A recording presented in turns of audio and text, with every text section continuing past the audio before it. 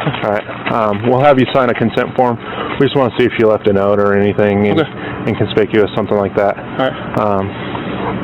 So if you're good with that, we'll have you sign a consent form allowing us to search your house, and we'll wait for our sergeant to get here. But we'll grab that. You don't plan on going anywhere, right? No, I was just going to walk around the neighborhood just to clear my head. Yeah. Which company do you work for? Anadarko. Anadarko. What do you do for them? Operator. So you work like 7 days a week? 5 and 2, like Monday through Friday. I'm doing 8 and 6 next month. Okay. So today is Monday? Yes. Yeah.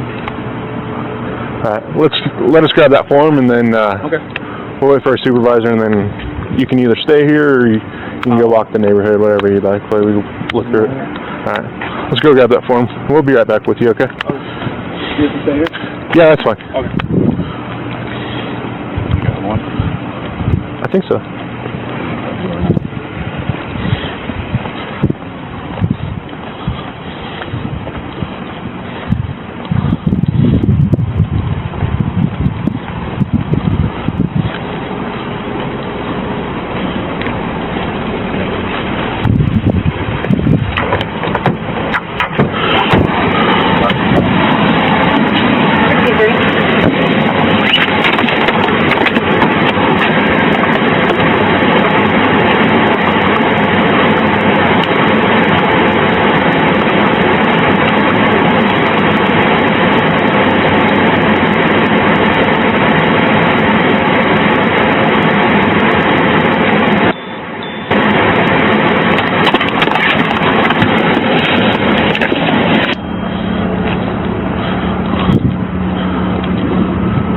So Chris, it's your house. You can go inside with us if you'd like, or you could stay out here. It doesn't matter to us. Doesn't matter. I mean, free reign, just whatever you got to do. Okay. Like I can chill on the decks on the side of the sun, but okay. Cool. All right. Whatever you'd like. How long have you guys been married? So we've been together 8 years, married 6 this year. Okay. And this is very unusual behavior? Yeah, we can get that dog out of here. Okay. She's gonna flip.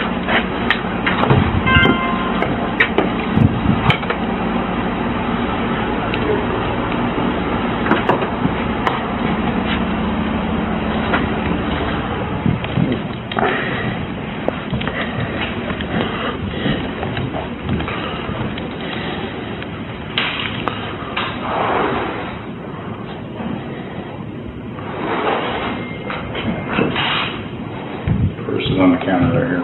Okay. So when you guys come home, do you usually use the front door or the garage door? How do you guys?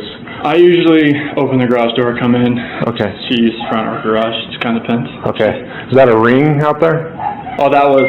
No, the doorbell, is that a ring? Yeah, like when you got a visitor, it does. But I don't think the speaker is on to where you hear it. Like by. Okay. I guess my question for you is, would it show her leaving with the kids? Did you have any alerts? If she came out here, yes. Like if. Did you have any alerts today with that? Just when her friends were here. Does it only record when the doorbell rings, or anytime someone? If you're like right here, it should just start. The proximity should hit up. Okay. And if you had anything on that today? Just her friends. And what time was that? 12:10 and about 10 minutes afternoon. Okay. But nothing between the time when she got here. No, like she got here at 2. Only thing this morning? Yeah, 2 o'clock this morning. Okay. 1:48 on here. And the only thing that was weird was that the garage door said is left open after I left, and it might have been the sensor, but like my phone doesn't show when for your alarm. Yeah, it doesn't show if it shuts. And who's your alarm through? Vivian. Okay. But the Nikki, her friend that came here about 12:10, she said the garage door was shut when she got here. Okay. That was the only thing that was weird. All right. Were you gonna hang out there, or you want to come in here? I'll start here. Okay.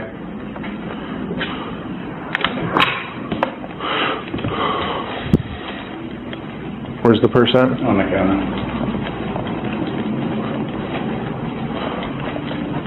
I'm still recording, so.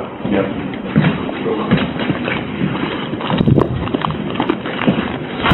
This. Whose phone is that? I believe that is his. Bomb overtook hers. That's from vomiting.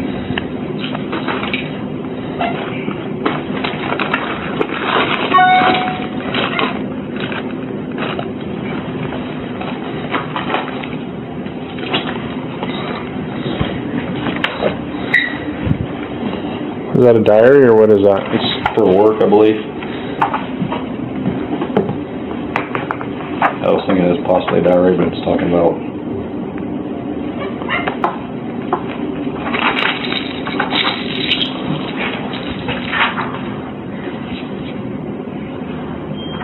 like motivation stuff.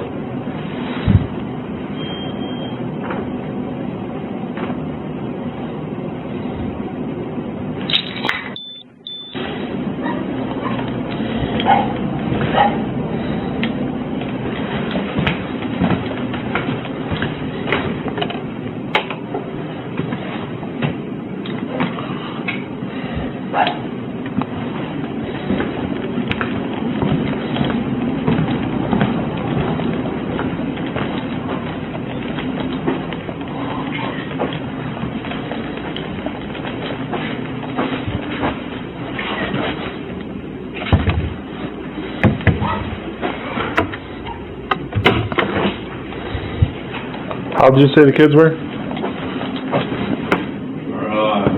Forest. This is very neat for having two little kids.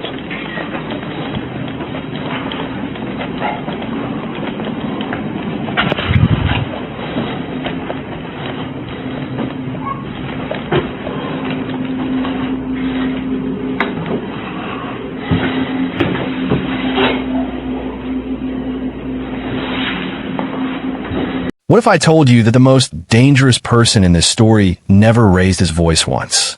What if I told you that he stood in front of cameras, spoke to police officers, and looked into the eyes of reporters with a stillness so unsettling that even trained investigators had to take a step back?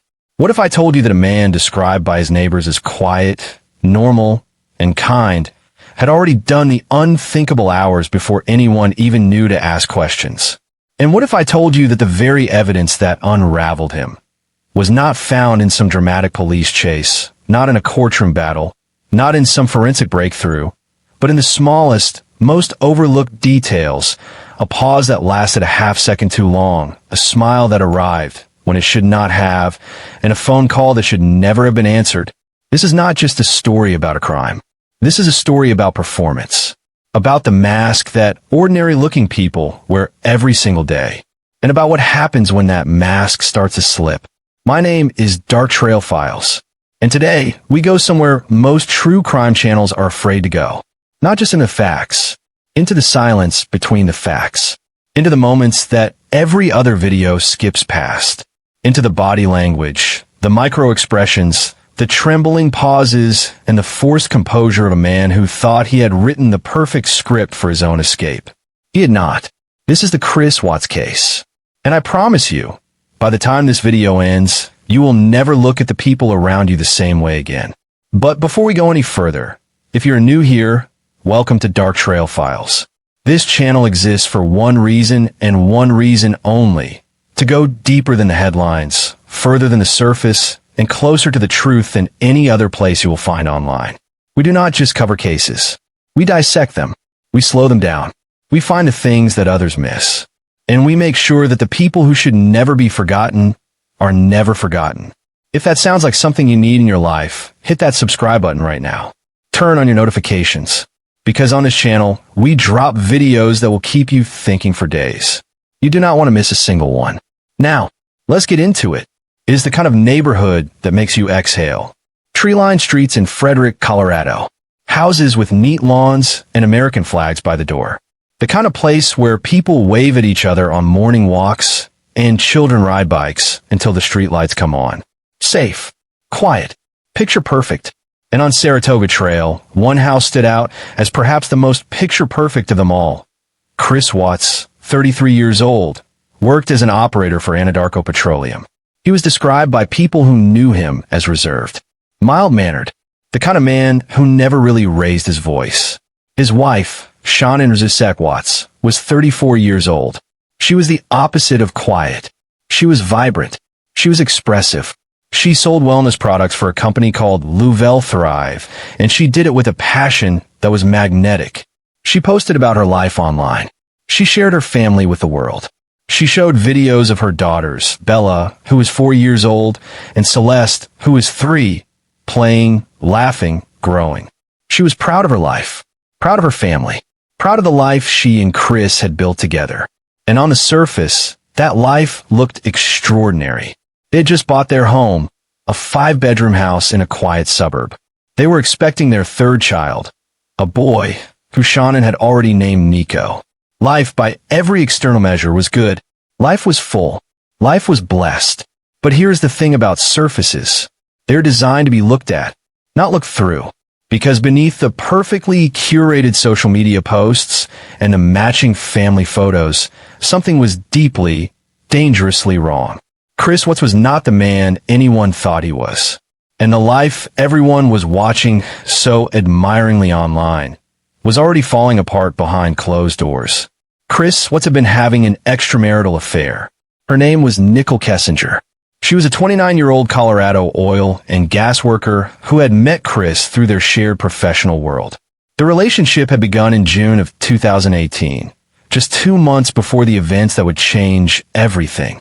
And to Nichol, Chris had presented himself as a man in the process of separating from his wife. He told her the marriage was over. He told her he was ready for a new chapter. He told her what she needed to hear. The truth, of course, was far more complicated. Because in the very same weeks that Chris Watts was telling Nicole Kessinger that his marriage was ending, Shannon Watts was posting videos of their daughters online, announcing her pregnancy, and planning the future of a family that, unbeknownst to her, was being quietly, methodically dismantled. And then came the night of August 12th, 2018. Shannon Watts had been in Arizona. She had traveled there for work, a Thrive business conference, and she had been away for several weeks. On the night of August 12th, 2018, she returned home.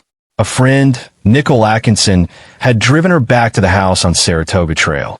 It was approximately 1:48 in the morning when Shannon arrived home. The house was dark. Chris was there. The girls were there. That much at the time seemed normal. But the next morning, something was wrong. Nicole Atkinson, spelled differently from Nicole Kessinger, and important to keep the two separate, had been one of Shannon's closest friends. She had been there for Shannon through the hard moments. She knew Shannon's routines, her patterns, her ways. And on the morning of August 13th, 2018, she could not reach her friend. Shannon had a doctor's appointment that morning. A prenatal appointment for the baby, for Nico. Shannon never missed those appointments. She never missed anything related to this pregnancy. Nichol knew that. And when Shannon did not show up, did not answer her phone, did not respond to texts, Nicole Atkinson did not wait. She did not assume. She did not tell herself that there was probably a simple explanation. She went to the house, and what she found there did not add up. Chris Watts answered the door. He was calm, composed, friendly even. He said he did not know where Shannon was. He said they had argued the night before, an argument he would describe differently at different times in the hours to come, and that she had left. He said she had just gone with the girls. Nicole Atkinson looked at this man standing in his doorway. She looked at his face. She looked at his eyes. She looked at the way he stood, the way he spoke, the way he held himself in that moment. And something that she could not yet name, could not yet prove, could not yet explain in words, told her that this was wrong. She called 911.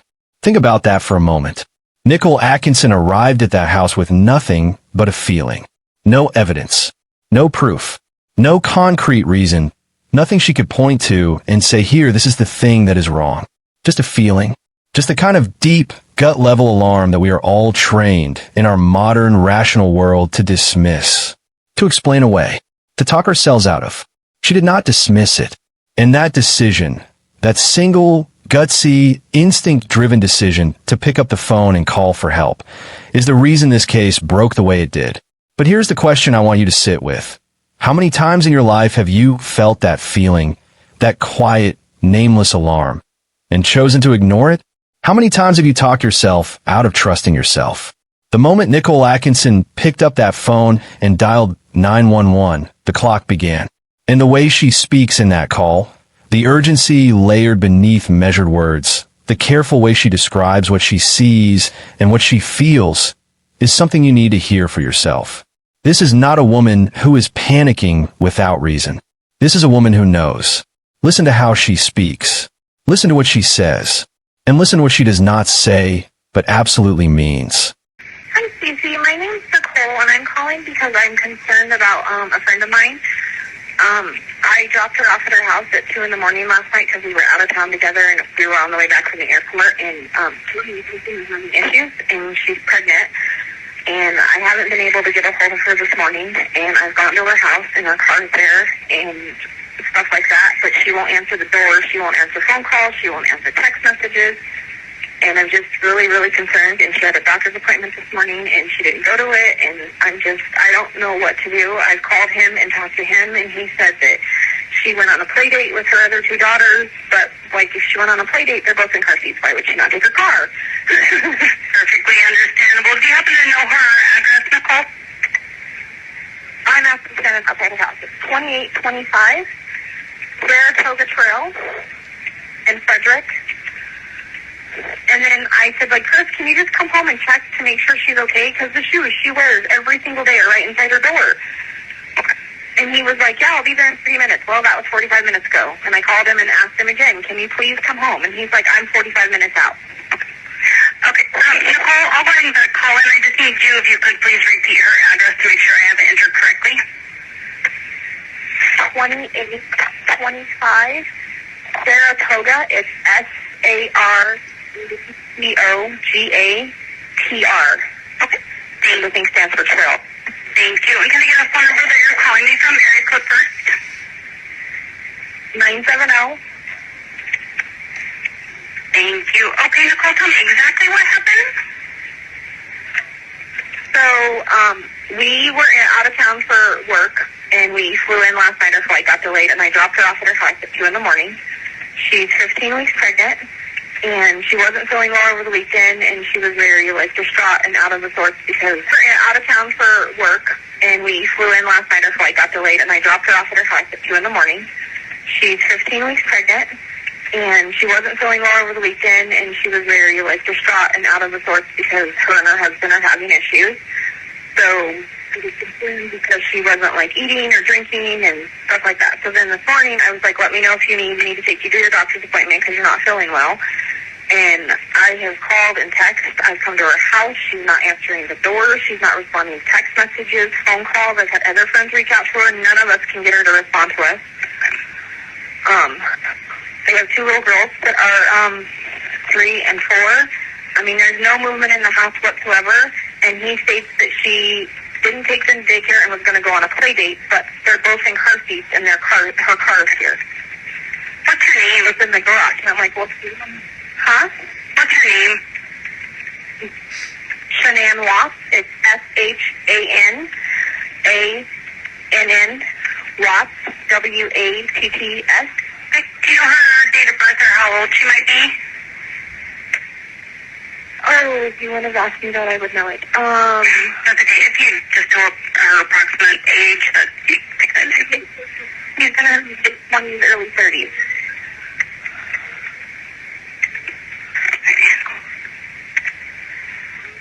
Bear with me here one moment. When was the last time that you heard from her? When I dropped her off at her house, I watched her, made sure she got in the house. That was at 2 a.m. It was actually 1:55. I literally lived like 5-10 minutes from her.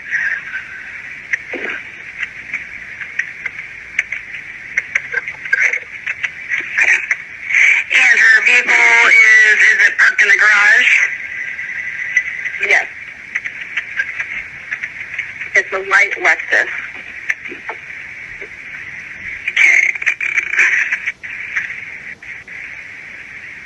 And I probably, because I was concerned, I know I don't want to get a doctor's office in trouble, but I went to the doctor's office because I've been used them as doctors, and I said, I know you can't give me things because of HIPAA, but can you just tell me if she showed up at her appointment this morning?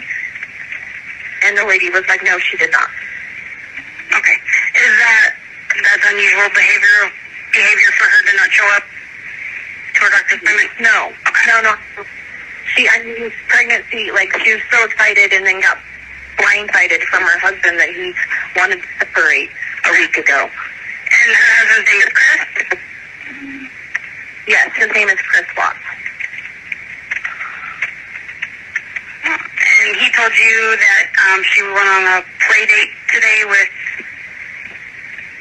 The girls. Okay. Yeah, but the 4-year-old, and she told me last night when we were driving home, she's like, the morning's going to suck because I have to take the girls to daycare tomorrow. And I made the statement, well, you could keep them home with you. And she's like, no, that'd be more exhausting. She's like, I have to get up and take them because I have a doctor's appointment at 9.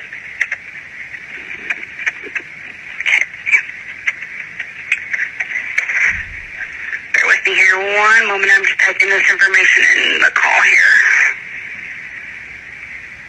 And I'm not trying to cause problems more between them. I just want to know she's okay. Okay.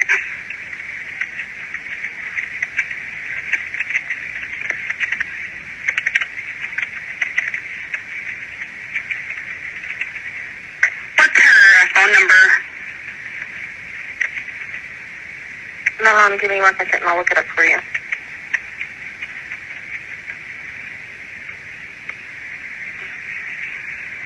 It is 910-850-3286.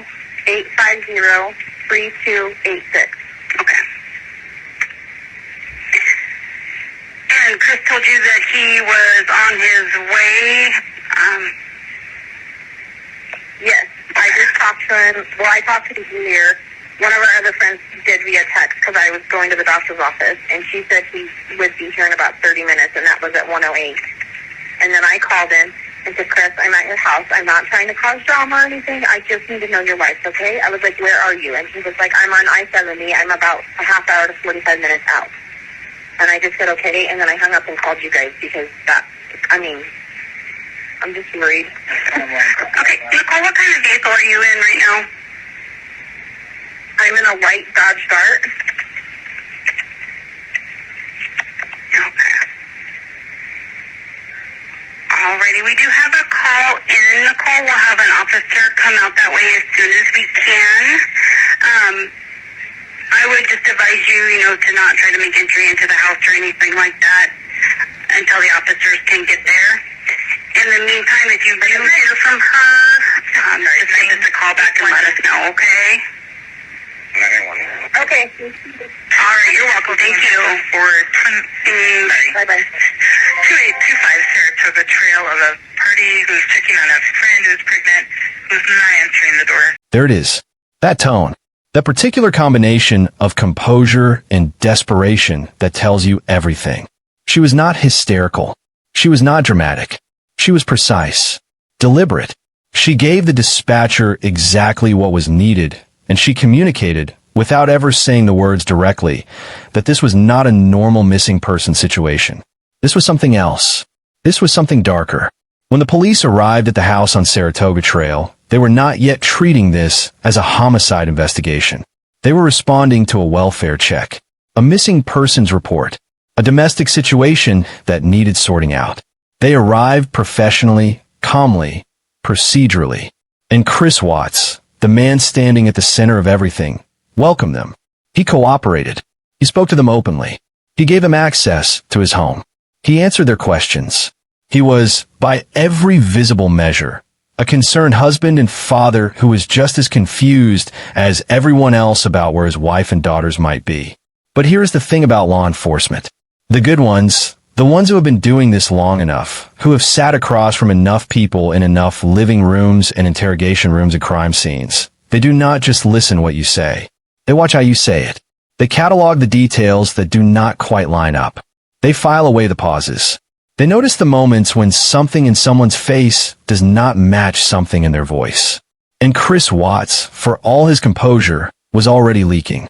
The Bodycam footage from that day is one of the most studied pieces of video in recent true crime history. And once you know what to look for, once someone slows it down and shows you the frame-by-frame reality of what was happening, it becomes almost impossible to watch without feeling a deep and unsettling discomfort. What you're about to see is the Bodycam footage from the house search. Chris Watts is present throughout. He is cooperative. He is answering questions. He is, by almost every conventional measure, behaving like a man who has nothing to hide. But watch him carefully. Watch the way his eyes move. Watch the moments where his composure almost wavers. Watch how he navigates the spaces in that house. Because there is a difference between a man who does not know where his family is and a man who knows exactly where they are. All right. We'll have you sign a consent form. We just want to see if you left a note or anything inconspicuous, something like that. All right.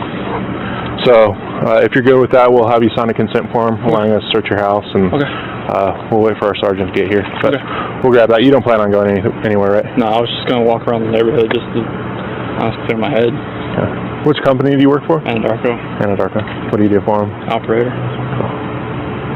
So you work like 7 days a week? 5 and 2, like Monday through Friday. I'm doing 8 and 6 next month. Okay. So today is Monday? Yes. Yeah. All right. Let us grab that form, and then we'll wait for our supervisor, and then you can either stay here or you can go walk the neighborhood, whatever you like. We can look through it. All right. Let's go grab that form. We'll be right back with you, okay? You have to stay here? Yeah, that's fine. Okay. Got one? I think so.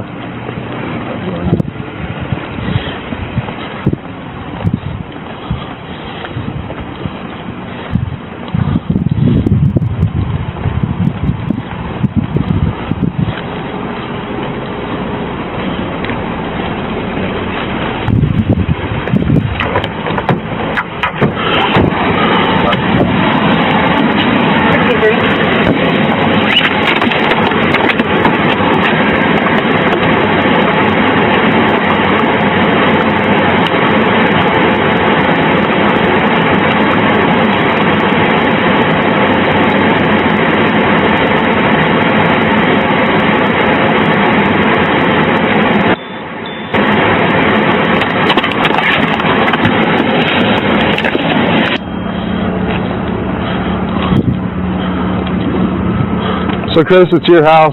You can go inside with us if you'd like, or you could stay out here. It doesn't matter to us. Doesn't matter. I mean, free reign, just whatever you got to do. Okay. Like I can chill on the decks on the side of the sun, but Okay. cool. All right. Whatever you'd like. How long have you guys been married? So, we've been together 8 years, married 6 this year. Okay. And this is very unusual behavior? Yeah, we can get that dog out of here. Okay. She's gonna flip.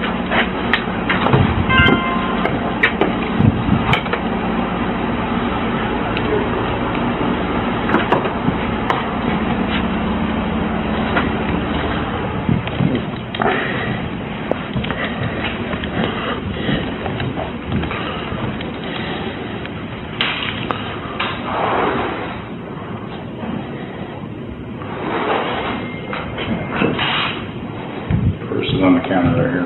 Okay. So when you guys come home, do you usually use the front door or the garage door? How do you guys? I usually open the garage door, come in. Okay. She uses front or garage, it just kind of depends. Okay. Is that a ring out there? Oh, that was... No, the doorbell, is that a ring Yeah, doorbell? like when you got a visitor, it does, but I don't think the speaker is on to where you hear it, like by...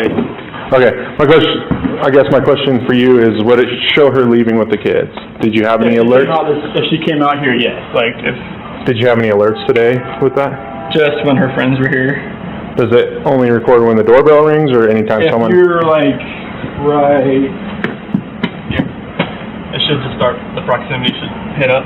Okay. And if you had anything on that today? Just her friends. And what time was that? 12:10 and about 10 minutes afternoon. Okay. But nothing between the time when she got here. No, like she got here at 2.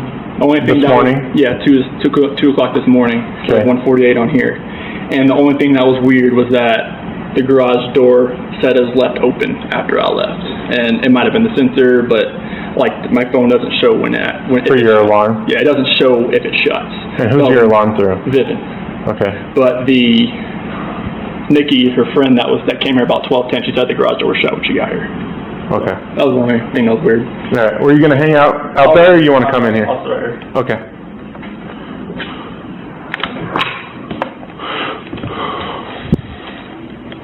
Where's the percent? On the counter.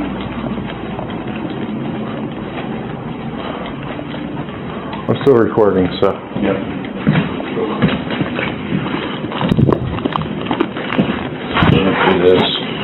Whose phone is that? I believe that is his. Mom overtook hers. That's from vomiting.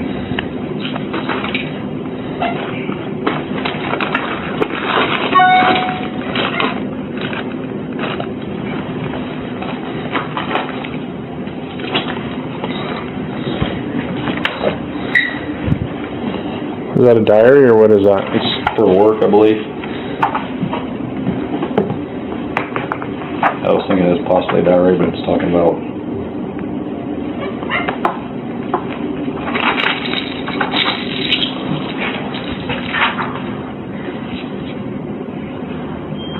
like motivation stuff.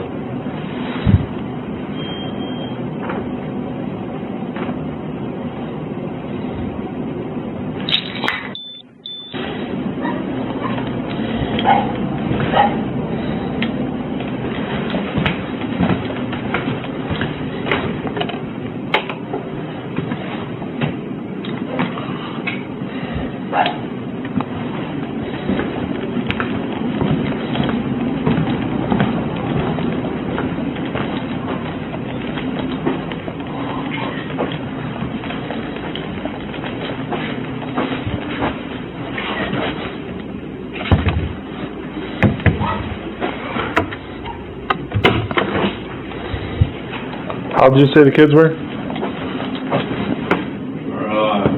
Forest. This is very neat for having two little kids.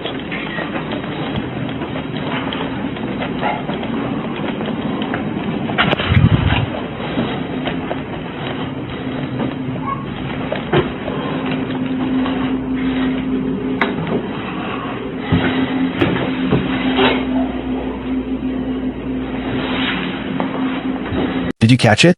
The moments where the performance flickered? The almost too casual way he moved through rooms that should have been filled with anguish for him? The way he explained things that no one had yet asked him to explain? Investigators call this over-explaining. The guilty mind cannot stop itself from providing answers to questions that have not yet been asked because it is trying to stay ahead of the investigation. It is trying to preemptively close doors before anyone thinks to open them. But in doing so, it opens new ones.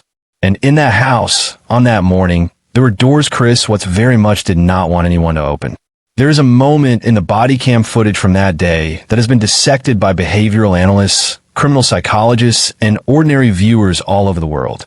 A moment so small, so brief, so easy to overlook, and yet so loaded with implication that once you see it, you cannot unsee it.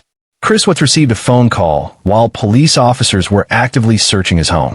The caller was Nicole Kessinger. Now, think about what is happening in this moment. Police officers are inside this man's home. They're searching every room. They're looking for his wife and daughters, who have been reported missing. The entire focus of that house in that moment is on finding a family. And Chris steps aside to take a call. Watch his body language shift the moment that call connects. Watch the change in his posture, the change in his tone, the way the energy around him transforms.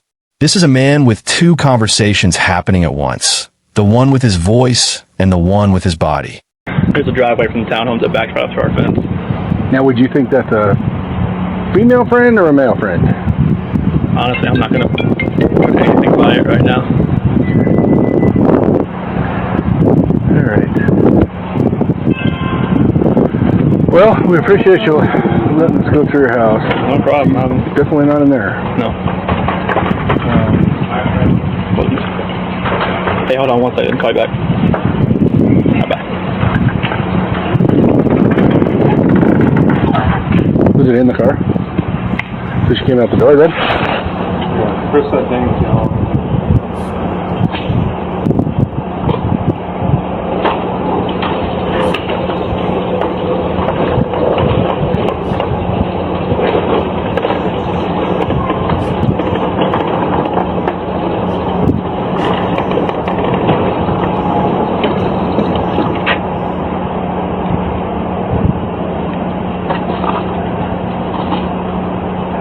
What's your name again?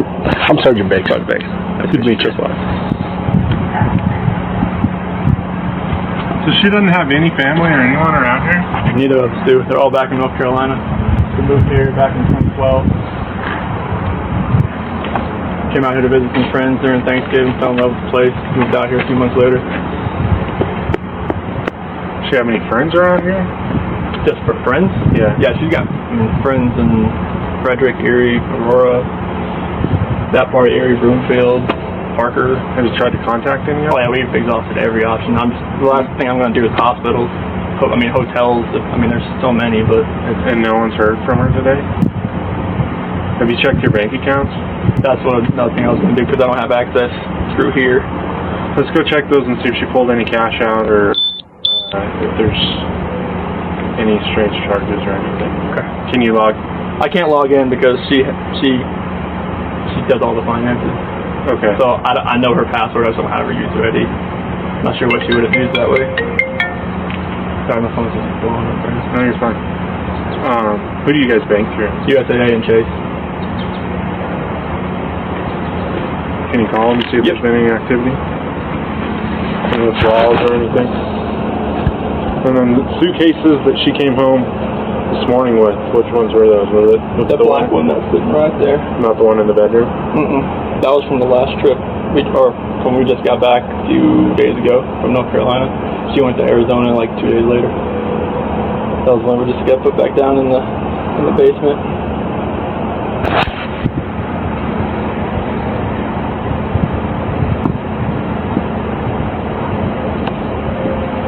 You guys don't have any stockpiles of cash or anything in the house that she would have had? If she needed cash, she needed to go to the bank to get it? If there is, I would not know about it. I mean, if there was, I didn't know. You know how much cash she usually carries with her? It's usually not, maybe like 100.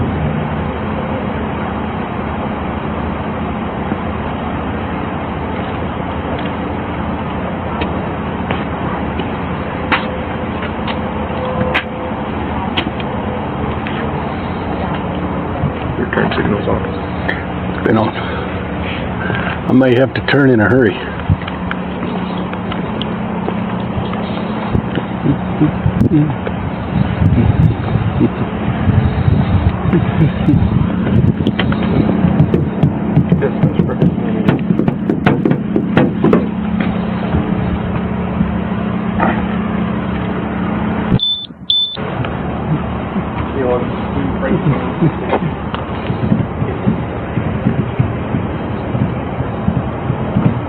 That phone call, that moment, in the middle of everything, in the middle of a police search for his missing family, he answered that call.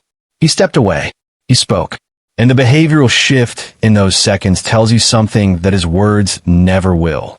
Because the voice can be controlled. The voice can be coached. The voice can be made to say whatever the mind decides it should say. But the body remembers. The body knows. And the body, in that moment, was saying something entirely different from the man who was supposed to be desperate to find his wife and children. Before Chris was ever confessed a single word in that interrogation room, his body already had. Word spread fast. In the age of social media, missing family cases can go from a local welfare check to a national story within hours. And Chris understood the power of that platform. He went on camera. He gave an interview to local news in which he stood outside his home and made a public plea for the return of his family. The footage became famous almost immediately, because if you watch it without any context, without knowing anything about what would come next, it is unsettling. Not because he seems like a monster, but because he seems so completely, carefully normal. He speaks in measured sentences. His eyes drift in ways that behavioral analysts flagged. He says the right words, but the emotional register behind those words, the register that grief produces in human beings when their children are missing, is absent. Or rather, it is present in the way that a very convincing actor can make it present. Present enough to fool a casual viewer. Not present enough to fool a trained eye. And not present enough to fool Nicole Atkinson, who was watching. Not present enough to fool the investigators, who were now beginning to ask very different questions than the ones they had started with that morning. This wasn't just an investigation. It was a stage, and Chris was losing control of the script.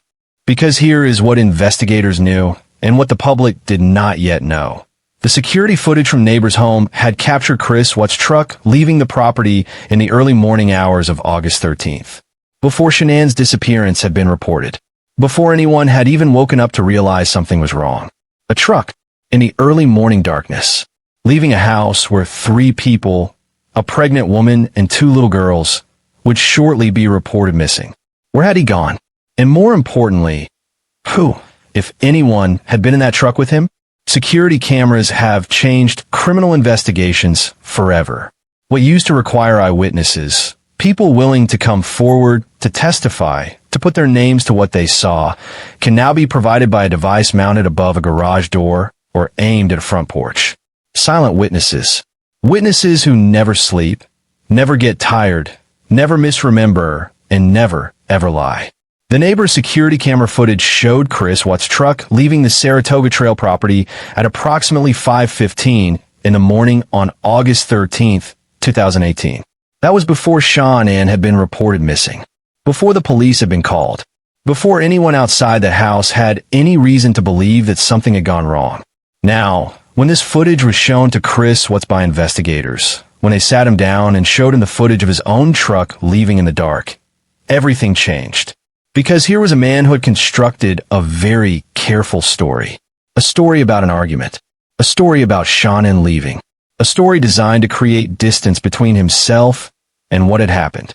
And now that story was being tested. Now the cameras were filling in blanks that his story had left empty. The performance was cracking, and the investigators knew it. Every minute the police stayed in that house, his freedom shrank. Nicole Kessinger became a central figure in this investigation almost immediately. Because Nicole Kessinger was not just the person Chris had been having an affair with. She was also, potentially, a person with knowledge, however partial, however uncomfortable, of the world that had surrounded these events. Law enforcement interviewed her. And the interview she gave, the one that has been watched and analyzed and debated by people all over the world, is a masterclass in the kind of careful, measured, word-by-word navigation that comes from a person who is very conscious of what they are saying and why. One of the most analyzed moments of this entire investigation is Nicole Kessinger's response when she is asked about Shanann's pregnancy. She claims she did not know Shanann was pregnant at the time. She says it clearly. She says it looking directly into the camera. Now, Nicole Kessinger has never been charged with any crime in connection with this case, and nothing here constitutes an accusation against her. But watch the way she answers. Watch the pacing of her words. Watch the specific way she constructs that answer. Because there is a difference between not knowing something and choosing not to ask. We introduced ourselves in the lobbies and earlier, so we're just going to do that again real quick. My name is Kevin Kovac. I'm with the Colorado Bureau of Investigation, and we're assisting the Frederick Police Department with this case involving Chris Watts. And this is Tim Martinez, also an agent at CBI. Sir, if you just introduce yourself. Dwayne Kessinger. I'm Nicole's father. Dwayne, what's your birthday? November 3rd, 1958. And home address for you, sir? 8801 West 65th Avenue. Let's see. And that's Arvada, 8004. And cell phone or home phone or where? 720-982-4547. Thank you. And Nicole, can you just introduce yourself for the recording? Nicole Kessinger. Do you need all the other stuff? Yes, please. I live at 12255 Clark Court, Unit 612, phone number 720-656-9605. Claude Court, is that? I think we determined it was North Glen, right? Yes. You know your zip code? 80249. Okay. Can you speak up just a little bit so the recorder, I know you're tired and you're stressed, and we won't be here any longer than we have to be. You've already had a conversation with people before. You came here on your own free will to talk to us. We picked you up at your request and brought you here. You can get up and leave at any time. You don't have to talk to us. If there's a question you don't want to answer, don't answer it. If you don't want to talk anymore, just tell me I want to leave, and I'm kind of in the way of the door, but you're not being interrogated as a criminal suspect. We're here to understand your relationship with Chris and what you know about Chris and his family, and events relating to Chris Watts. And do you know him as Chris or Christopher? Either one. Okay. So the phone number that you reached him on, can you tell me what that number was? I think I deleted that out of my phone too. I just like cut him out of my life. It's a 910 number. You guys have it. Well, we gave it to Mark yesterday. Yeah, I probably have it, but just in case. I don't have it. If I recited it to you, would you know it? Just the first 3 numbers. But you know it as a 910 number? Yes, that's what I do know. I mean, that's what I got. North Carolina or something. North Carolina. Okay. So let's just start with like a timeline of your getting to know Chris, how you guys met, where you met, all those things. And let's just run. And I'm not going to ask you specific questions unless I think it's necessary. I'll let you just tell me your story. I think it's a little bit easier that way. So I just want to know how you met him, where you met him, how long you guys were dating, and those kind of things initially. Okay. I think I met him sometime in June, probably early June. It might have been May. It was just talking at work. It was pretty casual. And he didn't have a wedding ring on his finger. And every time I talked to him, he didn't tell me that he was in a relationship. He didn't even mention his kids right away either. And then one day he told me that he had 2 kids. I was like, that's pretty cool. And so tell me about his kids. That sounded like a sarcastic comment. No, I thought it was kind of cute. I was like, oh, he's a dad. It was like right around Father's Day too. So whenever that is in June. Okay. Yeah. So I'm not good with holidays. and kids, and then it was Father's Day shortly after that. So that's what I do now. And I was like, I thought it was cute. And then he's telling me about him. He's pretty excited about him. And then he mentioned that he did have a significant other. And then he told me that those 2 were in the process of a separation. Did he mention the children's name or his significant other's name? I didn't know his significant other's name for a while. And then I think he told me his kids' names pretty quick, but to be honest with you, on an exact date of when that happened, I don't know. So in May and June, first of all, where do you work? I work at Anadarko Petroleum Corporation. I'm contracted to Anadarko Petroleum Corporation. Okay, and you work out of an office setting where?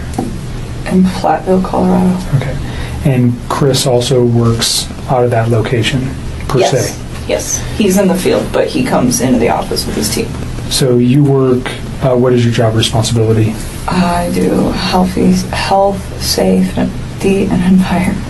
Okay, so you work in the office and you take care of health safety for Anadarko as an oil and gas company, right? Yes. So you're doing health safety in the office and Chris works in the field? Yes. As what kind of job does he do? He's an operator, so I don't know like all of his daily duties, but he's a field operator, so he works with like the oil wells. So he goes out and does work on those, whatever Yes. That work might be, but he comes into the office frequent? In the mornings. His team meets in the mornings. They're not all in there every day. Some days some of them are in there, some days other ones are in there, but in the mornings typically from like 6:15 to probably 7, somewhere around there. And is that where you met Chris? Yes. Okay. So can you just take us through kind of a little bit of the early part of how he courted you or you courted him? I don't know which one happened. How you guys got to know each other? I guess we just started talking. He actually, so part of my job is to manage the gas monitors that we have. So Anadarko requires all of their field personnel to carry like gas monitor sensors for toxic gases, and it's my job to control the inventory, any issues, anything like that. And we were having some pretty serious like equipment issues, and we had numerous amounts of people coming in my office one day, and he happened to be one of them. And I'd seen him before, like they meet in the lunchroom, and that's where I go put my lunch in the fridge. So I'd seen him, but I didn't ever like talk to him. So that day we just started talking, and then every time I saw him in the hallway. Investigators noted something in the timeline that made this particular claim complicated to accept at face value. Not as a matter of accusation, but as a matter of investigative scrutiny. Shannon had been publicly sharing her pregnancy on social media. It was not a secret. It was not hidden. It was, in fact, something she was openly celebrating. The question that investigators had to sit with, and that those who have studied this case continue to sit with, is not whether Nicole Kessinger did anything wrong in a legal sense. The question is about the ecosystem of information that surrounded these events. What did people know? What did they know it? And what, if anything, did that knowledge shape? We do not have definitive answers to all of those questions. What we do have are the documented facts of the investigation and the recordings that captured people speaking under the weight of those facts. Was he protecting her, or protecting the version of himself he created for her? That question has no clean answer, but it is a question that lingers. While law enforcement was building its case around Chris Watts, Nicole Atkinson remained a consistent and crucial voice. The friend who had driven Shannon home in the early hours of August 13th. The friend who had stood at that front door and felt the wrongness of everything. The friend who had made the call. Her interaction with police in the bodycam footage from that day gives us something rare in true crime documentation. A window into what it looks like when a civilian's instincts align perfectly with the truth, and when the people they are speaking to are perceptive enough to listen. What you are about to see is Nicole Atkinson speaking with a police officer on the day of the disappearance. Listen carefully to the details she provides. Notice the specific things she flags as wrong. Not dramatic, not embellished, just precise observations from someone who knew Sean and Watts well enough to know when something was not right. This is what good witness testimony looks like. This is what happens when someone trusts themselves. Hey, Ben. Hi. Here, Nicole? Yes. Okay, so what's going on? So my friend, we were out of town for a business trip this weekend. Right. And I dropped her off at 2 o'clock this morning. She's 15 weeks pregnant. She wasn't feeling well. And she had a doctor's appointment this morning at 9, and I told her to let me know if she needed me to take her. She's got 2 little girls. Her husband and her supposedly are separating, but she didn't know this. She thought they were just having issues. I called him, and I was like, have you talked or heard from Shanann since she left for work this morning? Because I can't get a hold of her. I called, I texted. Her car's in the garage. Her shoes she wears every single day are by the front door. She only has one vehicle?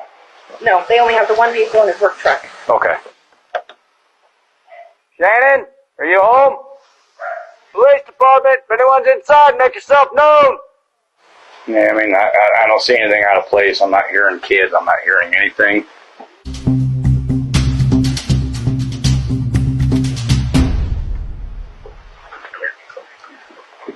Scott, how you doing? How's it going? So this is the only vehicle she would have? Only one that, She would drive? Okay.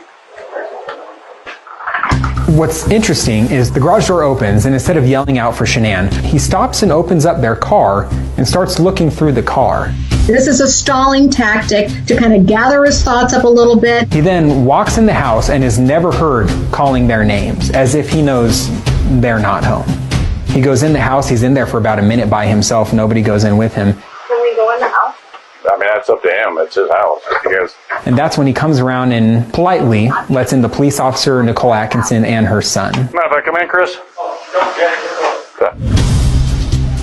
They go upstairs, there's no sign of the girls there. They go in the basement, there's no sign of Shanann or the girls. Her phone's here? Yeah. Her phone's here.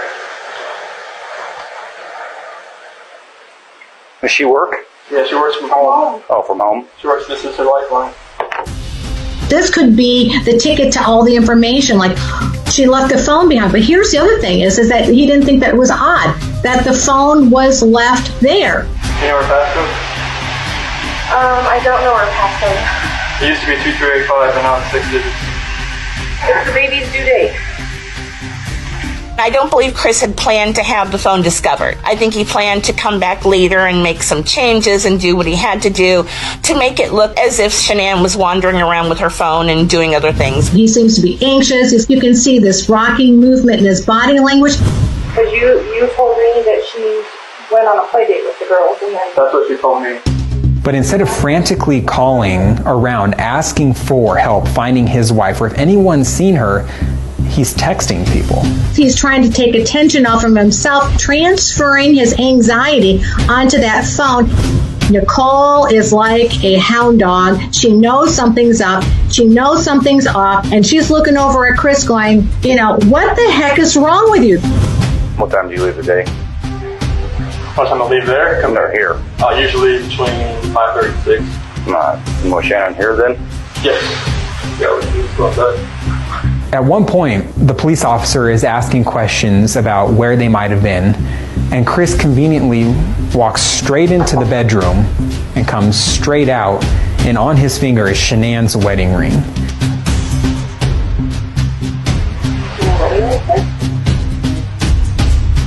And he's pointing it out almost like he's pointing a gun. Here it is. I found the ring. This is the missing evidence. I still to this day believe that was her wedding ring that he took out of the car.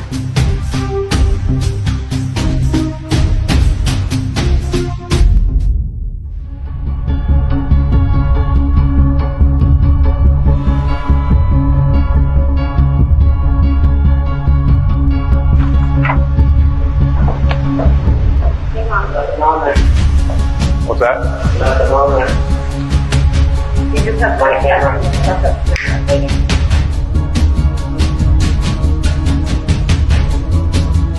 Is this on continually Yep. recording? I get cars driving from this street, and this is him at 517.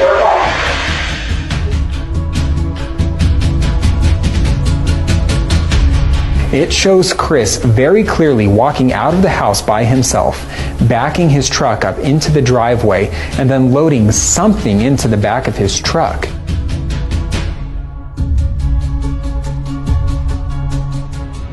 What Chris Watts does, he's very purposeful. He goes into the garage, he walks out, he's got a gas can. He goes to put it on one side of the truck, and then he thinks twice, goes, well, I can't really put it there. But you can see him kind of moving, like apparently there's not room for it there. That wasn't going to fit. Let's go around to the other side. Oh, okay, now it'll fit, obviously, between the 3 dead bodies. We usually park out there on the side. I just want to get everything in. Be easier, so lugging everything out there, all the tools that I had to bring in. Suddenly, this guy who had few words has a lot to say. He has an explanation for everything. Then Chris started to fall apart a bit. Chris Watts can barely watch it, right? So what happens when you arrest somebody? Get down on the ground. Put your hands on your head. So he puts his hands on his head, even though he wasn't told. But that was a surrendering moment. That's almost as if Chris was verbally saying, oh my gosh, I was not expecting this. And you see him pacing and moving, nervous and anxious. Chris Watts' body language is betraying him. So right now, police don't have probable cause to be able to arrest him because it still isn't clear where Shanann, Bella, and Cece went. They're never seen leaving the house. Appreciate your time. Yeah, no problem. Thanks. Hopefully something comes up here. I've never seen him. If he loads his stuff, he normally just walks back and forth because I get him on camera. But the fact that he was in here and explaining to it over and over and over, he doesn't look worried. He looks like he's trying to cover his tracks. That clarity, that specificity, that almost surgical precision in the way she described her concerns. This is the kind of testimony that shifts investigations. Because investigators can feel the difference between a person who is telling them a story and a person who is telling them the truth. And Nicole Atkinson, in every frame of that footage, is telling the truth. She is not performing concern. She is not performing grief. She is performing nothing. She is simply, plainly, urgently telling the truth about a friend she was terrified for it. If Nicole Atkinson had waited just one more day, would the truth have surfaced the same way? That is not just a hypothetical. That is the weight she carried into that officer's camera. And that weight turned everything. While Nicole Atkinson was speaking to police outside, while investigators were working through the Bodycam footage and the neighbor security recording and the growing timeline of inconsistencies in Chris Watts' account, Chris Watts was still there, still present, still cooperating, still performing the role of the worried husband and father. And still, in those hours, he had said nothing about where his family was. But investigators were no longer asking the question the way they had been asking it at the beginning of the day. The question was becoming something far more serious. The question was becoming, what did you do? And that question was about to be answered. In a room, a quiet room, with a table and 2 chairs and a recorder running. The interrogation of Chris Watts is one of the most significant recorded confessions in modern American criminal history. Not because of the dramatics, there were none. Not because of a dramatic breakdown, a table-pounding confrontation, a Hollywood moment of revelation, but because of the opposite of all those things. Because of the quiet. The careful, methodical, patient quiet of investigators who had done their homework, who knew what they knew, and who were now, slowly and deliberately, removing every escape route available to the man sitting across from them. Before the confession came the final performance. What you are about to see is the moment before everything changes. This is Chris Watts in the hours leading up to his arrest, still holding the story together, still maintaining the narrative he had constructed, still performing the role of the confused and devastated husband. Watch how he speaks. Watch the micro-expressions. Watch the places where the story seems to trip over itself. Because a fabricated story is not a living thing. It does not breathe, and the more you are asked to tell it, the more its edges begin to show. We'll be in the area. Okay. So Chris, I might need your help a little bit. Okay. Where is, I'm assuming your wife, Sherry's in bed with you? Yes. Okay. Yeah, let's take a look in there and then talk to your kids.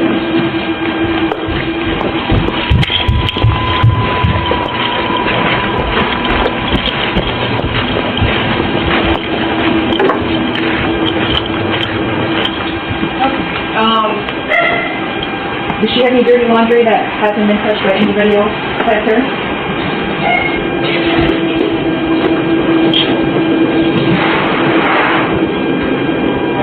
Is any of your laundry in there with it? Yeah. Okay. Sure. Okay. I just think it's a family. It's gonna happen. How about your kids' room? So their laundry would be in here. And has any of it been touched by you today? I put it in there. You put it in there? Yeah. How about dirty laundry? This is their dirty laundry here. Okay. You usually pick it up off the floor and put it in there? Yep. Beds? Have you touched their beds today? I made them. You made them. Okay. Do you like pick up the pillow, that kind of stuff, or do you just like?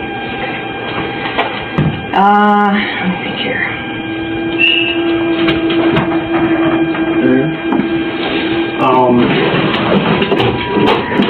Let me see. Anything that nothing I could have ever touched at all. How about actually shoes would be good too?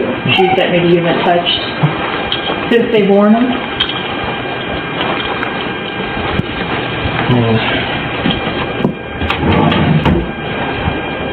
Is there cleaning? Yeah, I mean, but sometimes the blankies get put in there. Okay. But that's the one she usually uses, the butterfly one. This one? Mm-hmm. Okay, so you touched it today? Yesterday when I put it on the bed. Okay. Shoes? Shoes are downstairs. Okay. And probably your wife's shoes too. Okay.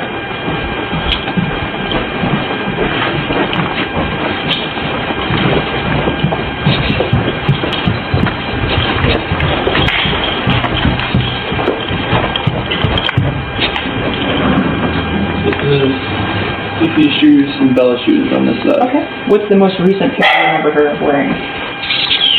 Probably outside because they were wet from a pool party. Okay. Does that still work? What day was that? That was on Saturday. Okay. Those are two right there. You put them up on the chair? Call one's going to be from KOA, another one is going to be for CIO request, and it's going to be the Denver Post. Everything got wet, right? They were in there. That footage is extraordinary for what it reveals about the human capacity for self-deception. Not just the deception of others, but the degree to which Chris Watts appeared in those moments to be telling himself a story just as much as he was telling it to the investigators standing in front of him.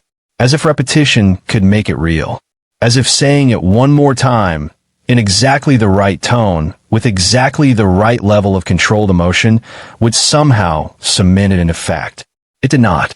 Because in the interrogation room, investigators deployed one of the most powerful tools in the law enforcement arsenal, the truth. They showed Chris what's evidence. They showed him what they knew. They showed him the neighbor's security footage. And then they told him that Shanann's body had been found. And then there was a silence. The kind that tells you someone is lying. The kind that fills a room so completely that it has weight. And in that silence, something shifted. What follows is arguably the most watched, most analyzed, most written about interrogation footage in American true crime. This is the moment the mask comes fully off.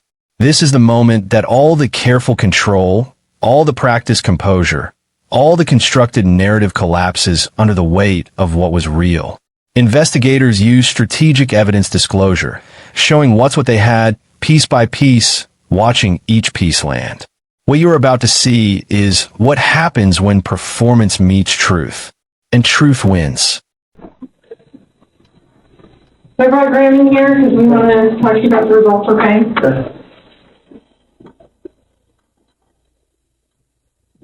So, it was completely clear that you were not on during the testing, and I think you already know that. You did not pass the polygraph test. Okay. So now we need to talk about what actually happened. I feel like you're probably ready to do that. I didn't lie to you on that polygraph, I promise. Chris, I never stopped. Take a deep breath. I want you to take a deep breath right now.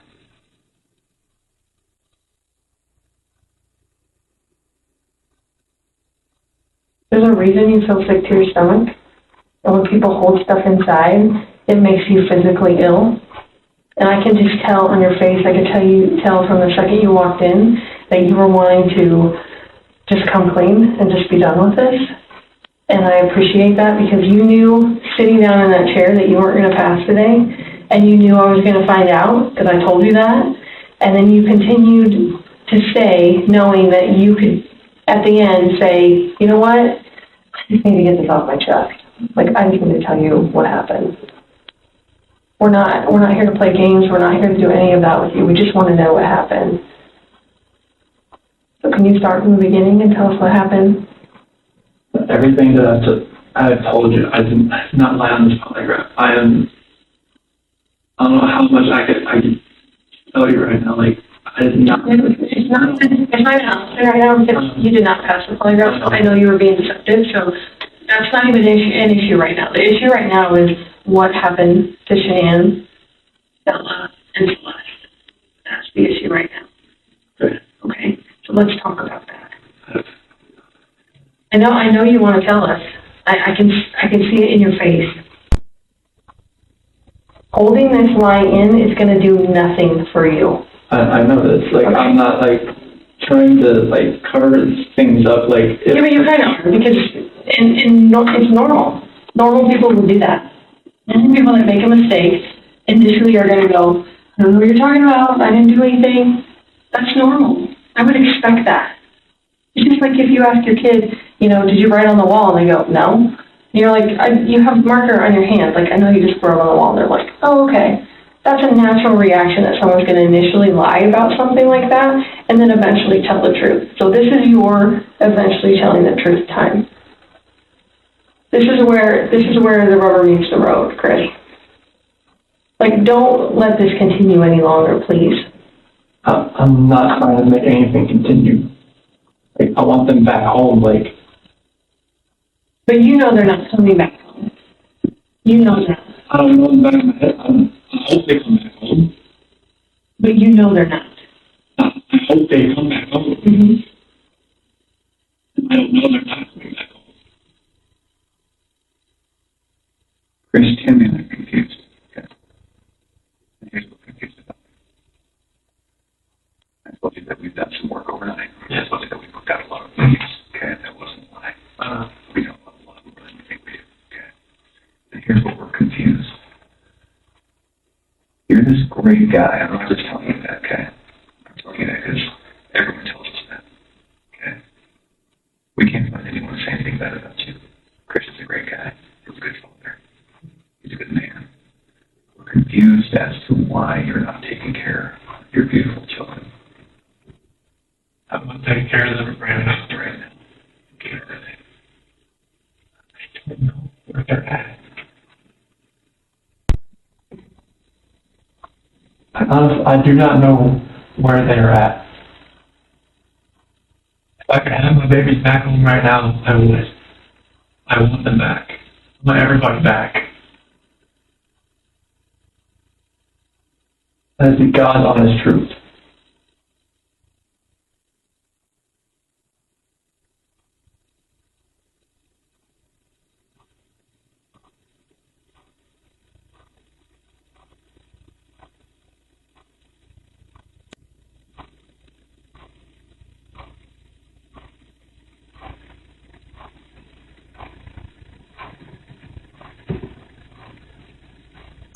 Figure out why there's two Chris's. Okay? We talked about that last night. Yes. We just can't figure it out. There's a Chris. Okay? If somebody asks me, like, routine, I'll say, that's the truth. So, it is very surprising to me, and it warms my heart that you don't have a dad who can pack a bag in the morning. And you know what you're supposed to put in there? You know what you're supposed to put in there as a backup in case they have an accident. Okay? You know what the clothes to put in there? You know what they have for breakfast? You know what they have for a snack, and a dinner, and a nighttime snack. You can tell me the folk you read to your daughters. Okay? I really love them. And you're not faking that, are you? That's real. Okay? There's a lot of guys that come in here and try to tell you that. And I know they're lying. Okay? Because they can't answer those questions that you can answer. Okay? But you weren't here today lying about something else. So we need to talk about that, okay? That's your daughter. I know. And she's very good. Yeah, I'm not proud of it. I didn't think anything like that could happen. I don't think I would ever do it, but I did.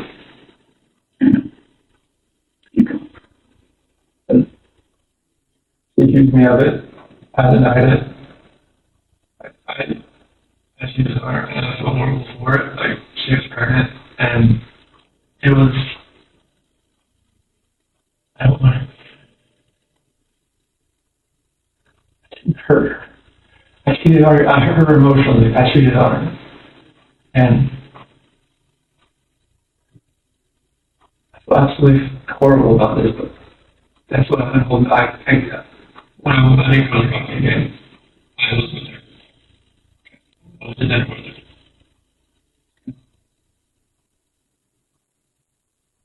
Keep going. That 5 weeks I was alone, I was with her most of the time. You're doing a good job. This is the Chris that I knew would come out today. This is the Chris who tells the truth because you're a truth teller. He confessed. Chris Watts confessed to the murders of his wife, Sean Ann, and his 2 daughters, Bella and Celeste. He initially attempted to frame the murders as a domestic incident involving Sean Ann, a narrative that investigators rejected immediately and that the physical evidence directly contradicted. The full truth emerged through ongoing investigation and a subsequent detailed confession that Watts gave to investigators from the Colorado Bureau of Investigation in February of 2019, while already serving his sentence. In that February 2019 confession, documented in the CBI report, Watts described in clinical and devastating detail what he had done in the early morning hours of August 13, 2018. The bodies of Sean Ann Watts, Bella Watts, and Celeste Watts were found on the property of an Anadarko petroleum oil site in Weld County, Colorado, a site where Chris Watts worked. Shanann's body was found buried in a shallow grave near the oil tanks. The bodies of Bella and Celeste were found submerged in oil storage tanks on the property. The manner of their deaths was determined by the Weld County coroner. Sean Ann Watts died from manual strangulation. Her unborn son, Nichol, who was approximately 15 weeks along in the pregnancy, perished with her. Bella and Celeste Watts died from asphyxiation. The investigation established that Chris Watts had taken the lives of his family inside the home on Saratoga Trail in the early morning hours of August 13th, 2018, before loading their bodies into his truck and driving to the oil site where he worked. The neighbor's security camera footage, the footage that investigators would eventually show him in that interrogation room, had captured exactly that. His truck, leaving in the dark. His family already gone. He stood in the living room, pretending to search in the very place he knew the truth. The house on Saratoga Trail, the beautiful house with a neat lawn, had been a crime scene before the sun had even risen on the morning that Nicole Atkinson knocked on its door. It had been a stage, and Chris Watts had been the only one who knew the play. Here is the thing that behavioral scientists and criminal psychologists have written extensively about in the years since this case. The warning signs were there. Not hidden, not buried. There, in retrospect. And with the benefit of the analysis that has been done by experts who have studied this case in forensic detail, a pattern emerges that is both illuminating and deeply unsettling. Chris Watts displayed what researchers describe as a cluster of behavioral indicators consistent with a certain kind of controlled, mask-wearing individual. He was described by people who knew him as someone who avoided conflict, who rarely expressed strong emotion, who seemed perpetually even-keeled in a way that some described as calming and others, in retrospect, described as unnerving. He never argued loudly. He never lost his temper publicly. He maintained the performance of the devoted family man with an almost mechanical consistency. What behavioral analysts note is that the very qualities that made Chris Watts seem safe, his calmness, his agreeableness, his apparent contentment, can, in certain individuals, represent not emotional health, but emotional suppression. Not genuine peace, but the careful containment of something that, when it finally finds an outlet, finds it catastrophically. We are not all built to read these signs. We are not all trained to see behind the performance. And that reality, the reality that the most dangerous moments can be hidden behind the most ordinary seeming exteriors, is one of the most important, most uncomfortable truths that this case forces us to confront. Chris wasn't just lying. He was trying to build a new reality, one where he wasn't responsible for what he had done. And for a few hours on the morning of August 13th, 2018, that new reality almost held. But here is something that has continued to shadow this case, even after the confession, even after the sentencing, even after the legal proceedings concluded. Nicole Kessinger cooperated with investigators. She was never charged with any crime. She gave statements. She submitted to interviews. She answered questions. And then she effectively disappeared from public life. The question that has lingered, not as an accusation, not as a legal matter, but as a human question, is the question of what she knew and when she truly knew it. Investigators concluded that she did not know about the events in advance. But the question of what she knew about the state of that marriage, what Chris told her, what she chose to believe, and what she chose not to ask. These are questions that do not have clean, comfortable answers. And they are questions that those who love Sean Ann, Bella, Celeste, and Nico will likely carry for the rest of their lives. On November 19th, 2018, in Weld County, Colorado, Chris Watts entered guilty pleas to 9 counts. These included 3 counts of first-degree murder after deliberation for the deaths of Sean Ann, Bella, and Celeste. 2 counts of first-degree murder for the deaths of Bella and Celeste under a provision relating to the killing of a child by a person in a position of trust. 1 count of first-degree murder related to the unlawful termination of a pregnancy for the death of Nico. 1 count of unlawful termination of a pregnancy. And 2 counts of tampering with a deceased human body. By accepting the guilty pleas, prosecutors took the death penalty off the table. Chris Watts was sentenced to 5 consecutive life sentences plus an additional 84 years, without the possibility of parole. He will die in prison. What you're about to hear is the prosecutor speaking at the sentencing of Chris Watts. I want you to listen to the tone, the measured, deliberate, weight of every word tone. Because this is not a performance. This is not theater. This is the sound of the legal system arriving, finally, at the conclusion of a process that began with a phone call from a woman standing at a front door, trusting a feeling she could not yet name. Listen to every word. You would like to make on behalf of the prosecution? Yes, please.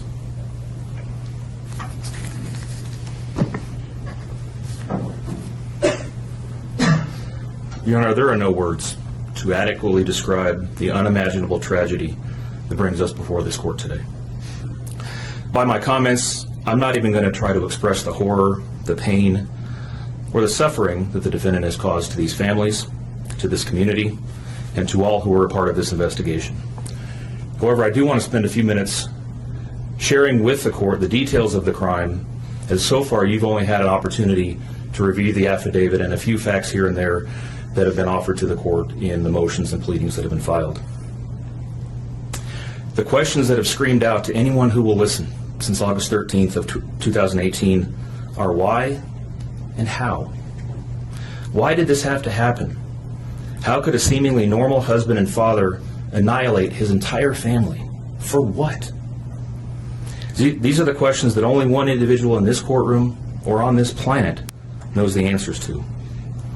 I fully expect we will not receive the answers to these questions today, nor will we at any point in the future.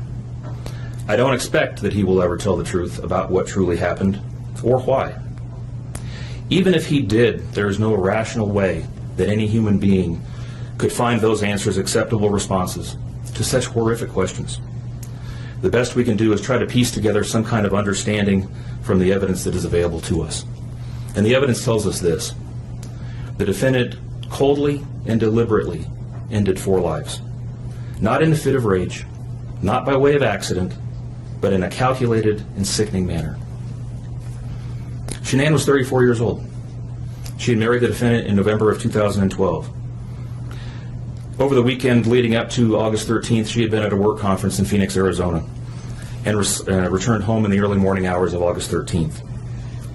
We know that she got home about 1:45 in the morning. The doorbell camera on their home shows her arriving back home from the airport. Shortly thereafter, at least according to the defendant, they had what he referred to as an emotional conversation about the state of their marriage and about what their lives would look like going forward. What was said during that emotional conversation, only he knows. What we do know is that shortly after that, the defendant strangled her to death with his own hands. We know that he slowly took her life the morning of August 13th. We know that this was not done in an uncontrolled, vengeful manner that he tried to describe to agents from CBI and the FBI. If that were the case, you would expect to see vicious, horrible bruising about her neck, shoulders, and face. You would expect to see the hyoid bone in her neck broken. You would expect to see some kind of defensive wounds on his body as she struggled and fought for her own life. None of those are present. The only injuries that were on Shanann's body were one set of finger or bruising, what appeared to be fingernail or finger mark bruising to the right side of her neck. We know that our experts will tell us that it takes 2 to 4 minutes to strangle someone to death manually with their own hands.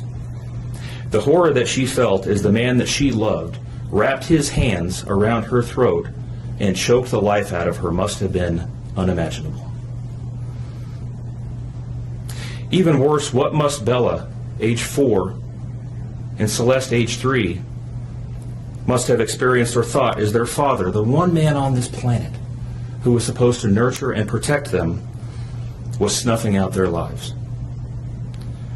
They both died from smothering. Let me say that again. The man seated to my right smothered his daughters. Why?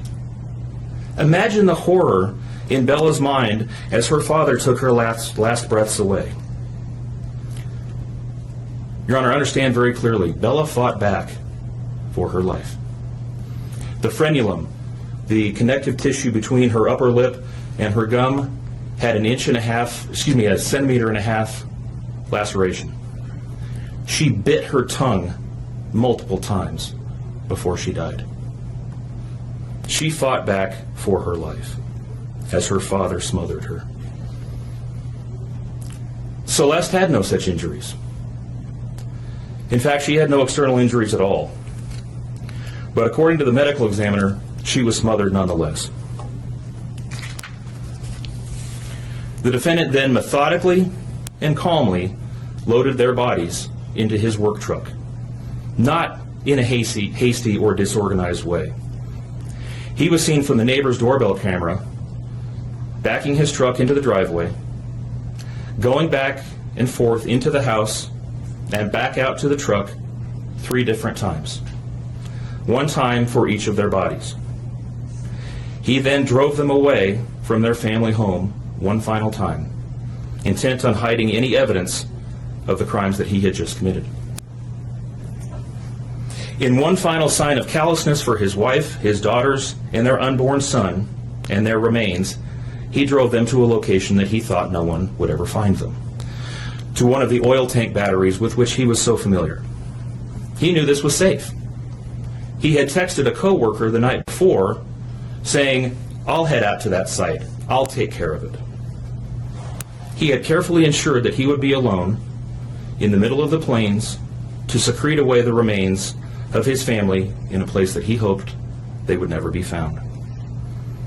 In one final measure of disrespect for the family he once had, he ensured that they would not be together, even in death, or so he thought. He disposed of them in different locations. He buried Shanann and Nico in a shallow grave away from the oil tanks. Bella and Celeste were thrown away in the oil tanks at this facility. Different tanks, so these little girls wouldn't be together in death. Imagine this, Your Honor. This defendant took those little girls and put them through a hatch at the top of an oil tank, 8 inches in diameter. Bella had scratches on her left buttocks from being shoved through this hole. A tuft of blonde hair was found on the edge of one of these hatches. The defendant told investigators that Bella's tank seemed emptier than CC's because of the sound that the splashes made. These were his daughters. Significantly, when his coworkers arrived at the tank battery later that morning, to a person, they all described him as acting completely normally. It was a normal workday, even while his daughters sank in the oil and water not far away from him.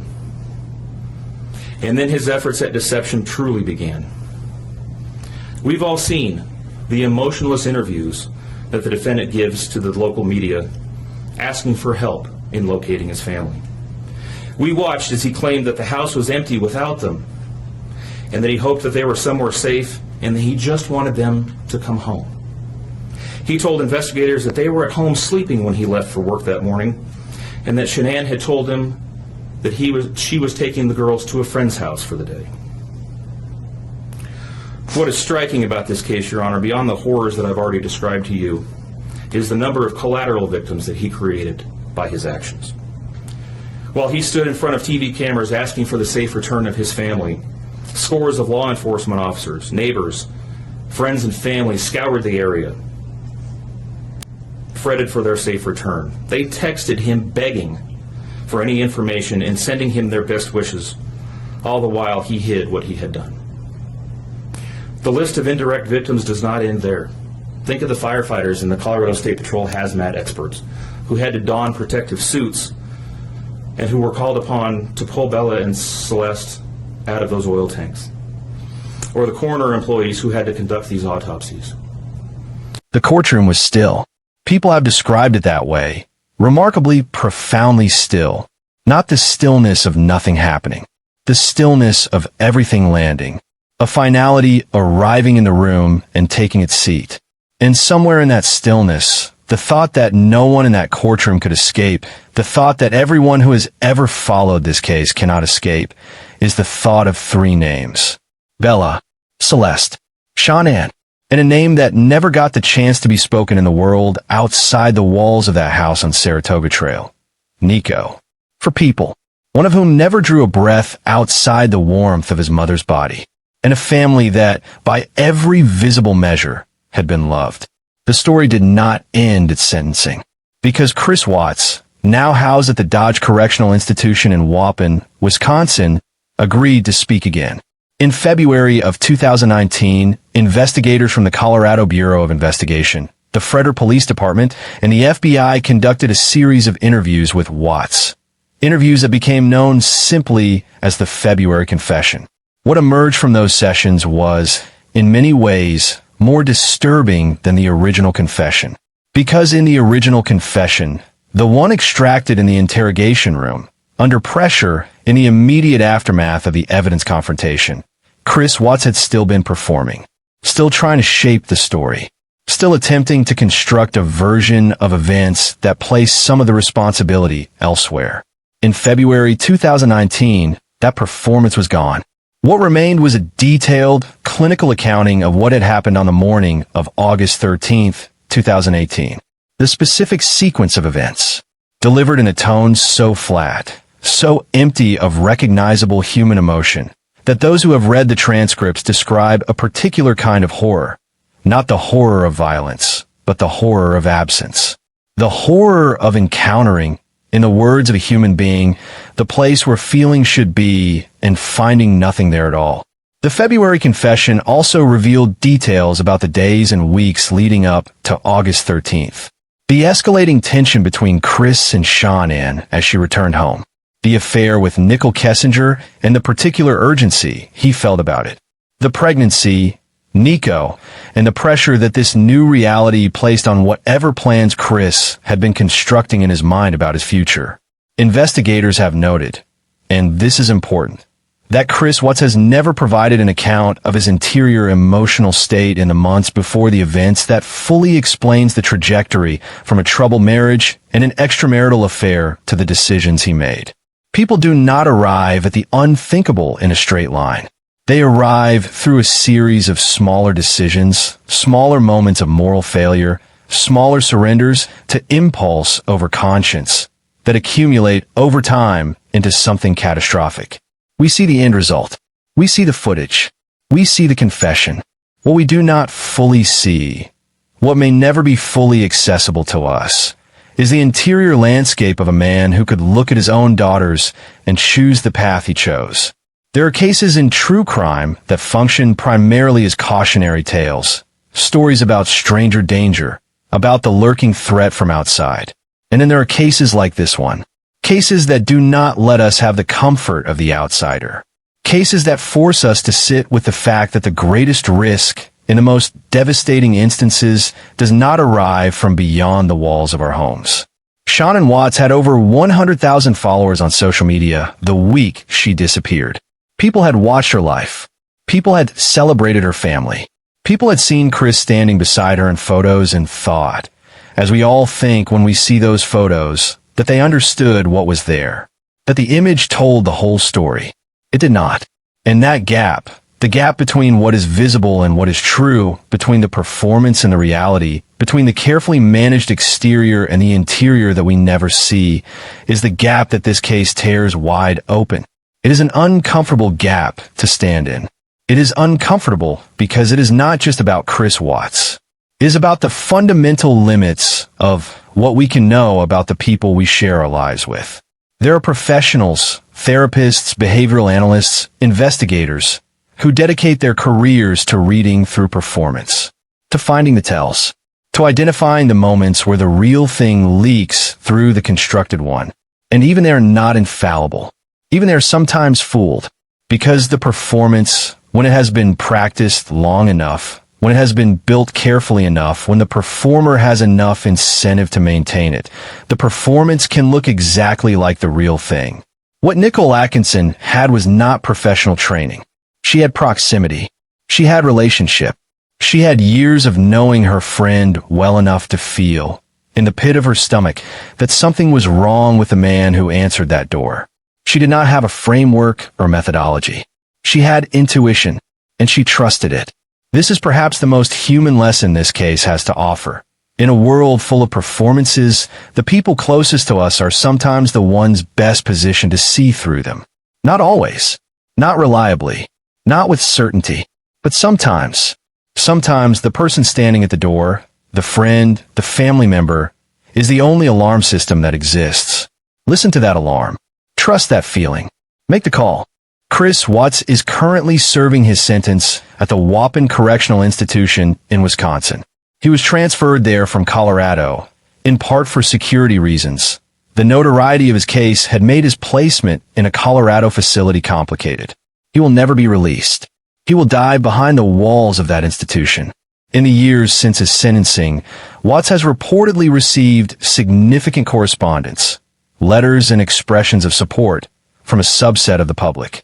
This phenomenon, sometimes discussed by psychologists under the term hybristophilia, has been documented in the context of this case. It is, to put it plainly, one of the most disturbing tributaries of this already deeply disturbing story. The family of Sean N. Watts, her parents, Frank and Sandra Seck, and her brother Frankie, have spoken publicly about their grief and their ongoing love for Sean N., Bella, Celeste, and Nico. They have established the Sean N., Bella, Celeste, and Nico Watts Foundation, which works to support domestic violence awareness and prevention. In the grief that no foundation can fully contain, they have chosen action. They have chosen purpose. They have chosen to take the most unthinkable thing and refuse to let it be only destruction. That choice, the choice of the living to honor the dead through something that builds rather than just mourns, is, in the context of a story this dark, a form of light. The house on Saratoga Trail in Frederick, Colorado, was eventually sold. The new owners have made changes to it. It no longer looks exactly as it did in August of 2018. Life, in the way that life insists on doing even in the worst of circumstances, has continued in and around that address. But memory does not renovate as easily as houses. The people who knew Sean N. Watts, who saw her videos, who followed her journey, who mourned her loss and the loss of her children, they carry those images with them. The birthday parties, the girls in their matching outfits, the pregnancy announcement, the life that was shared so openly, so joyfully, so fully, right up until the last post, the last video, the last moment of the public record of a family that had no idea what was coming. Here is the thing that this entire video has been building toward. The thing that makes this case different from a case about a stranger, a monster, a figure from outside the domestic world. The question is not, how could someone do something like this? That question, in its most comfortable framing, assumes that the person who did this is fundamentally different from us, that they are a category apart, that there is some biological or psychological or spiritual distinction that separates the people capable of this from the people sitting here watching a video about it. The more uncomfortable question, the one that this case, with all its footage and all its recordings and all its extraordinary documentation, demands, is this: what do you actually know about the people in your life? Not what they have told you, not what they perform for you, not the version of themselves that they present across a dinner table or in a social media post or in the hallway at work. What do you actually know about what is happening behind the surface of the person sitting across from you right now? Chris Watts' neighbors did not know. His colleagues did not know. Sean N. herself, the person with the most access, the most history, the most intimate proximity to this man, did not fully know, in the weeks before August 13th, the degree of what was coming. And that reality, not the details of the events, not the footage, not the confession, but this particular reality is the one that this case drops into your life and leaves there. You cannot know everything about the people around you. You cannot see through every performance. You cannot always trust your instincts, and they will not always be as clear as Nicole Atkinson's were on that morning. But you can pay attention. You can take seriously the moments when something feels wrong.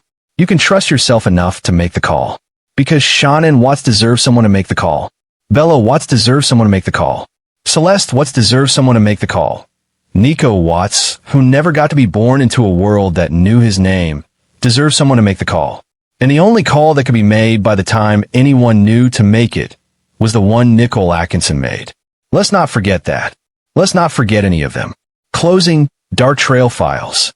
Sean N. Watts, Bella Watts, Celeste Watts, Nico Watts. Say their names. Remember them not as victims. Remember them as people. As a mother who loved her children with everything she had. As two little girls who laughed and played and wore matching outfits and had their whole world ahead of them. As a baby boy whose name was chosen with love and who never got the chance to live up to it. This case is not finished in the way that cases are supposed to be finished. Chris Watts is in prison. The legal system has rendered its judgment. But the questions this case raises about performance and reality, about what we can know of the people closest to us, about the terrifying ordinariness of certain kinds of darkness, these questions do not resolve with a sentence. They stay. Let them stay. Let them make you a little more attentive, a little more willing to trust your instincts, a little more likely to make the call. If this video added something to your understanding of this case, if it made you see something you had not seen before, feel something you had not fully felt before, then please share it. Leave a comment below telling me what moment hit hardest for you. Because on this channel, we do not just tell stories. We sit with them. We think about them. We take them seriously. Subscribe to Dark Trail Files. Turn on your notifications. And I will see you on the next trail.